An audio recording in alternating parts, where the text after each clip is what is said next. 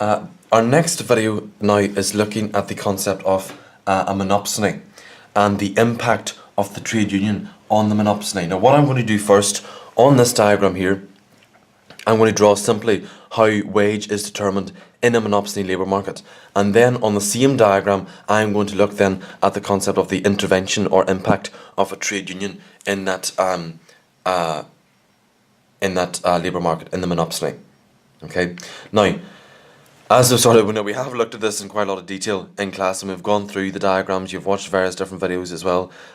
This is notably probably the most complicated of all diagrams in Econ 3, and it's the more complicated the diagram, the more time you need to spend sitting down and studying that diagram. I'm going to go through this step by step. Again, go to our labelling our axes first of all. So we've got our wage rate on our y-axis and our quantity then of labour on our x-axis. Okay, now we're going to look simply first of all at supply and demand. Do our downward sloping demand curve for the monopsony. Okay, so D also equals MRPL, marginal revenue product for labour. Now in a monopsony we say that there is one buyer of labour. Monopsony power is buying power. The monopsony, they have buying power over employees.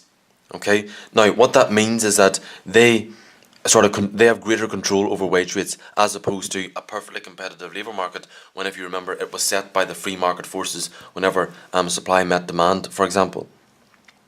The firm can set their own wage rates at the profit maximising level of employment. In the monopsony, there's one buyer of labour. Examples include things like the NHS, for example, and there's many sellers of labour. There are many people willing and able to supply their labour. So once we've done our downward sloping demand curve, we need now to do our supply curve. Okay, and our supply curve is upward sloping. Okay, and our supply curve also equals our average cost of labour curve, our ACL, our average cost of labour curve. So straight away we've got our supply and demand of labour. Now what you could do at this point is do your dashed lines for the equilibrium wage rate set if there was no intervention. Okay.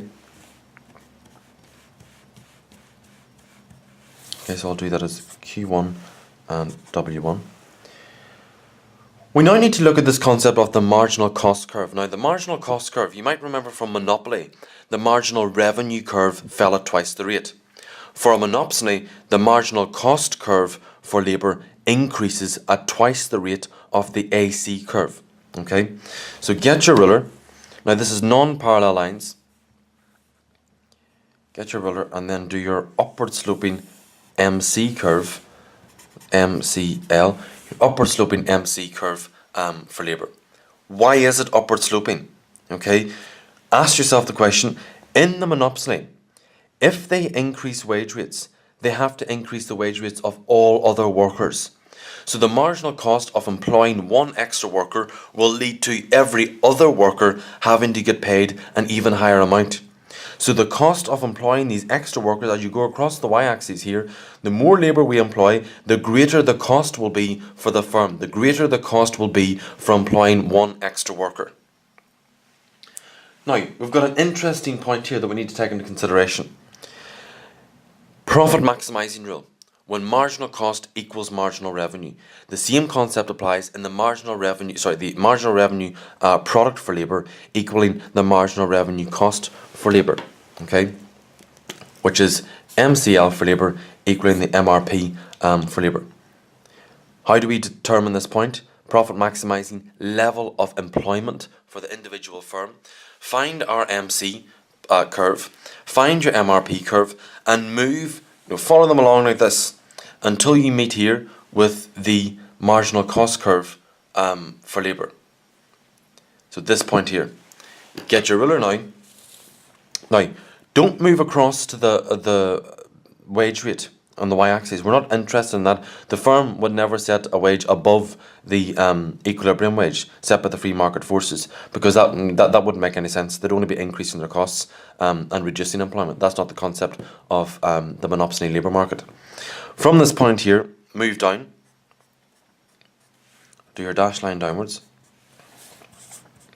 and that becomes Q2. Now, Q2 in this case is the profit maximizing level of employment that the firm will employ. So they will employ employees at Q2. What wage rate then will they set these employees? From the profit maximizing level of output, I'm going to put this as point X. From the profit maximizing level of output, move down until you meet with the AC curve. Okay, so move from X, move right down until you meet with this AC curve. Get your ruler and then do another dash line across here. Okay, and that's now W2. Now, looking at it from the profit maximizing level of employment, let's study what we've got here now at the moment.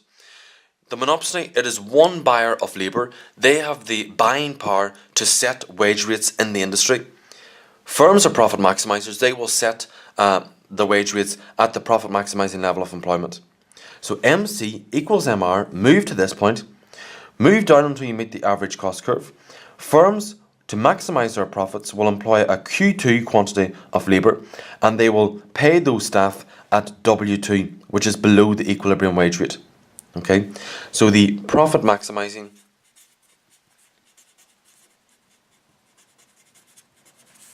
level of employment equals W2 Q2. Okay, W2 Q2. The firm will employ a quantity of workers at Q2, and they will pay them a wage rate of W2.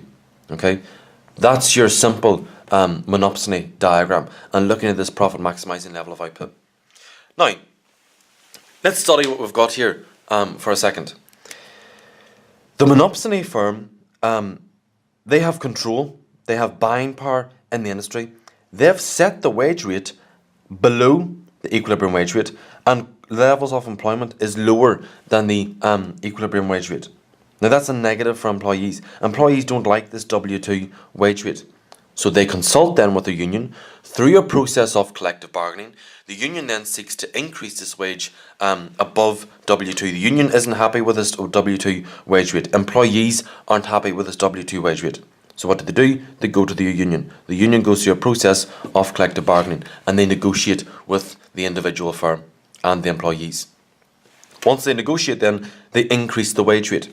Now they increase the wage rate above W2. So I'm going to go for sort of in between. So on your ruler. Now again, we're doing a new supply curve here.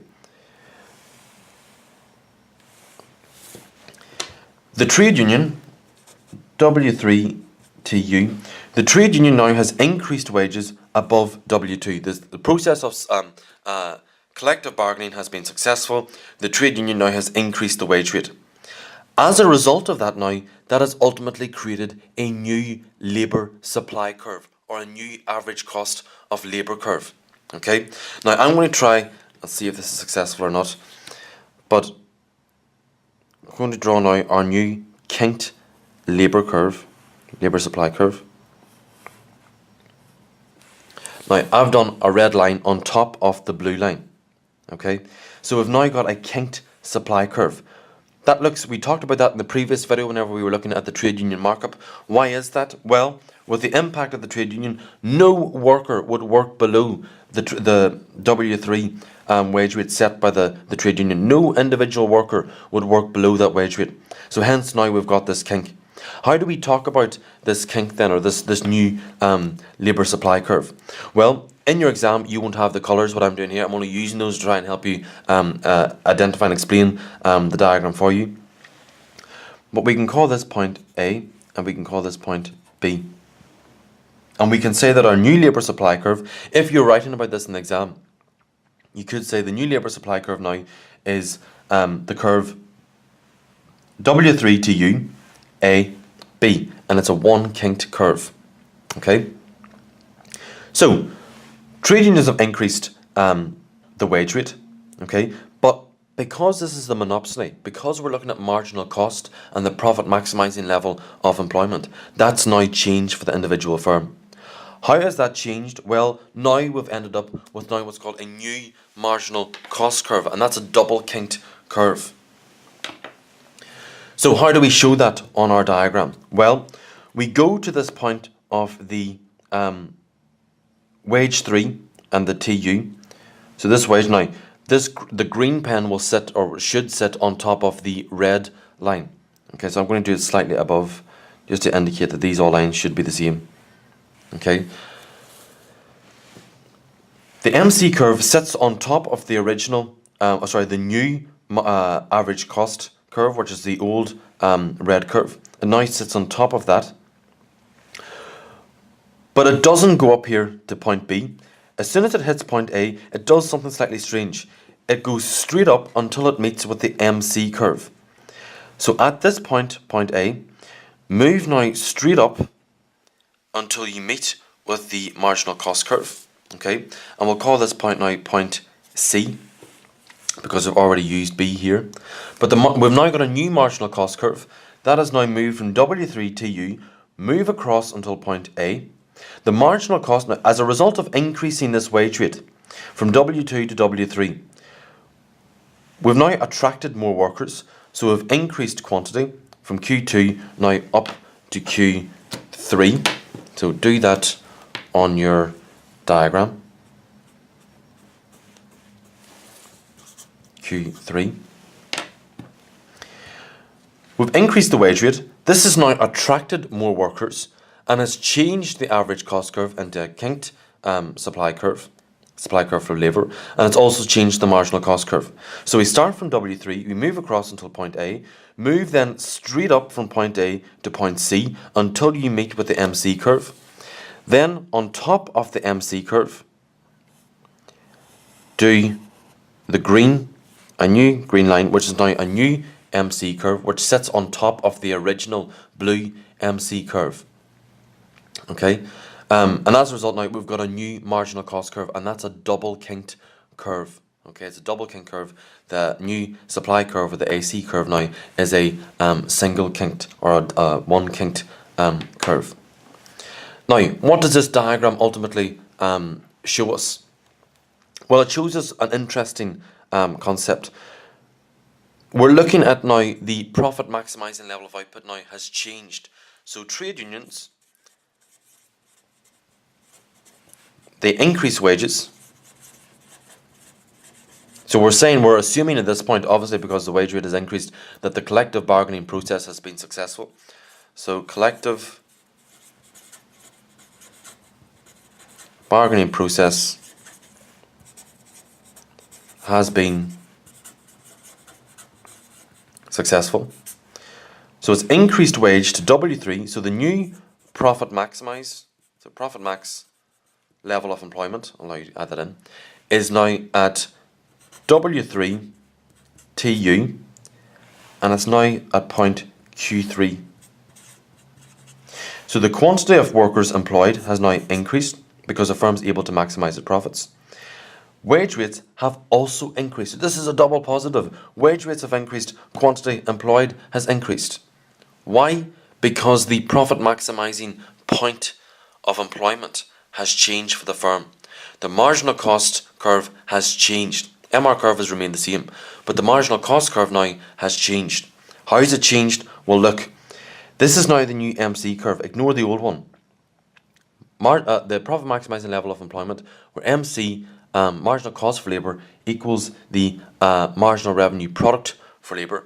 MCL equals MRP is this point here, okay, which is point, we'll call that point, point Z, okay, which is our new profit maximizing level of employment, the new profit maximizing point for the firm. That now intersects with the existing MRP curve, the new MC curve on the existing MRP curve, this new point here, okay, which is a Q3. Employment has increased. Overall, with monopsony, it's a benefit whenever trade unions intervene, whenever they have been successful in their intervention in the labour market, because wage rates increase. As a result of that wage rate, it is actually profitable for the firm to increase levels of employment. Now, it will never go above W1, it wouldn't pay the firm, because then it doesn't make sense, because the marginal cost then would be greater than the the average cost then would be greater than the marginal revenue, and that obviously wouldn't be a benefit for the firm. The average cost of employing one extra worker would be greater than the MRP. The trade union will look to push this wage as close to W1 as possible. Okay, now it ultimately depends on how much the wage rate actually increases. Wage rate could, I've done mine's very strategic, it's sort of in between both. In actual fact, wage rate could only increase slightly above W2. It won't, rarely will experience a massive increase. Workers will always get sort of their due. They'll get a slight increase in the wage rate. In terms of evaluation overall for trade unions, they do have their positive, they do have their negatives. Trade unions can exploit the individual firms. Okay, now that's an issue in itself. Trade unions can keep saying, right, let's push for a higher wage rate, but that higher wage rate could increase cost of production. And that could ultimately create unemployment, going against those macroeconomic objectives. Trade unions might cause strikes, which might lower productivity. They might cause unrest and conflict within the individual workplace. Okay. Again, it depends on the attitudes and the objectives of the trade union. You might have a very militant trade union leader who's not necessarily out for the benefits of the workers, but they're out to start fights, they're out to start strikes, they're out to cause conflict. That's what they're originally out to do, not to negotiate in a polite and pleasant way, but they're out for that negative culture that sometimes trade unions have. The impact of the trade union, this is always very good for evaluation in the exam. It ultimately depends on the labour market that the trade union is in. So if the trade union is intervening in a perfectly competitive labour market, then it will increase wage, just as we looked at in the last video. In the imperfectly competitive labour market, you look at this diagram here, it'll increase the wage rate, but it will create unemployment. That's a conflict there. Increase in wage rate is great, good, but in the long term, it also creates unemployment. In our imperfectly competitive labour market, in our monopsony labour market, what it does is, in actual fact, it increases the wage rate and also increases levels of employment. Now that's good for government, because the increase in wage rate, better quality of life, etc. But it can also increase quantity levels, which helps to quantity of employment, which helps to achieve those macroeconomic objectives. Think about how the trade union exploits the firm. Okay, now the trade union claims to be out to protect workers from being exploited, but trade unions can also exploit firms by forcing them to set these higher wages. If they force them to set these higher wages and they simply can't afford to pay them, they will create unemployment. So in the short term, the increase in wage might be great for the individual employee, but in the long term, that could create unemployment. We sort of have to look at the impacts of the trade union, certainly under Margaret Thatcher's reign as Prime Minister. Her battle with the trade unions in terms of the coal miners, for example. They pushed for higher wages. Some of them did get a higher wage, but now look at where coal mining is in the UK now. The industry is now more or less non-existent. So in the short term, yes, they may have settled them by giving them an increase in the wage, but in the long run, it ultimately created high levels of unemployment in the industry. Okay. There are extensive benefits and drawbacks for trade unions. Please do read over your notes, the theory elements of this, not just the diagram. Test yourself in this diagram, memorize it. You could draw this whole diagram out. It shouldn't take you any longer than 2 minutes. Use these diagrams in your answers. They're there to support your discussions. A diagram like this, it's used in a lot of different contexts. You could talk a lot about this diagram. Know it, memorize it, learn from it. Okay, challenge those fears of drawing difficult diagrams like this. This is a difficult one. It is a complicated one. Draw it, memorize it, draw it again. Draw it, memorize it again, draw it. Keep doing it over and over again. The more practice you have, the better at it you'll become. Okay, I hope that video has helped to sort of address any concerns or misconceptions maybe that you did have with monopsony, and hopefully now you feel more confident with drawing those diagrams.